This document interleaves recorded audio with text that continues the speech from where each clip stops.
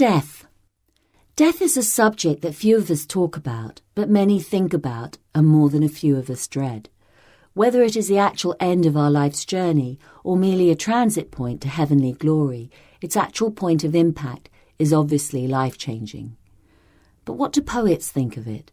How do their minds tangle with the subject and make sense of this? That's what we thought too. Poets as rich and diverse as Shakespeare, Tennyson, Dickinson, Gilbran and Kipling here share their words, thoughts and visions with us. Death is unavoidable, but the journey there should be as informed and enjoyable as possible. On this volume, our readers include Richard Mitchley and Ghizela Rowe. Your Grief for What You've Lost Holds a Mirror by Rumi. Your grief for what you've lost holds a mirror up to where you're bravely working. Expecting the worst, you look, and instead here's the joyful face you've been wanting to see. Your hand opens and closes and opens and closes. If it were always a fist or always stretched open, you would be paralyzed. Your deepest presence is in every small contracting and expanding, the two as beautifully balanced and coordinated as birds' wings. As bird wings. The two as beautifully balanced and coordinated as bird wings. To Death by Robert Herrick. Thou bidst me come away, and I'll no longer stay, than for to shed some tears for faults of former years, and to repent some crimes done in the present times, and next to take a bit of bread and wine with it, to don my robes of love, fit for the place above, to gird my loins about with charity throughout, and so to travel hence with feet of innocence. These done, I'll only cry, God mercy, and so die. The Mother Mourns by Thomas Hardy.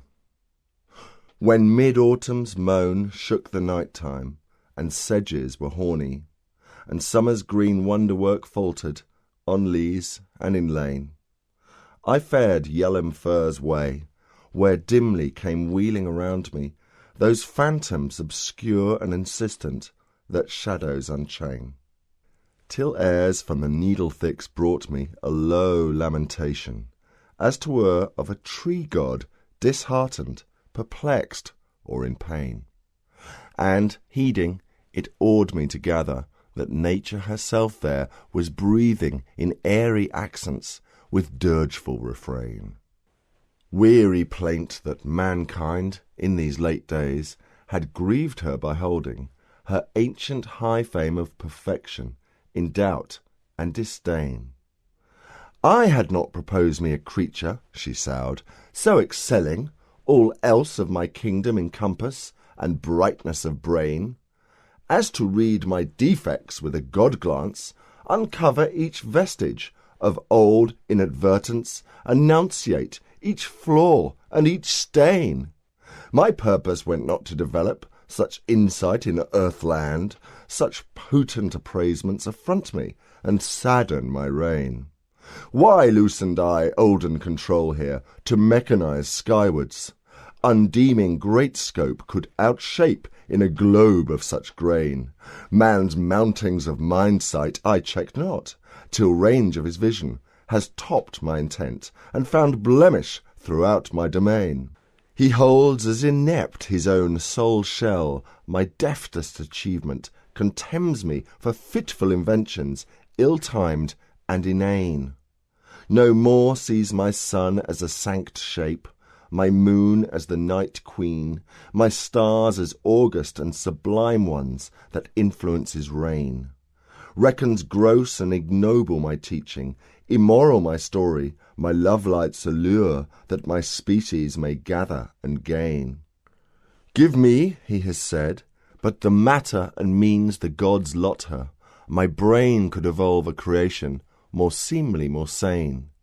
If ever a naughtiness seized me to woo adulation from creatures more keen than those crude ones that first formed my train. If only a moment I murmured the simple praise sweetly, but sweetlier the sage, and did rashly man's vision unrein. I rue it, his guileless forerunners, whose brains I could brandish to measure the deeps of my mysteries, applied them in vain.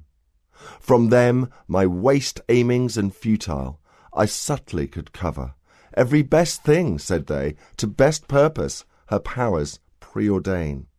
No more such, my species are dwindling, my forests grow barren, my popinjays fail from their tappings, my larks from their strain.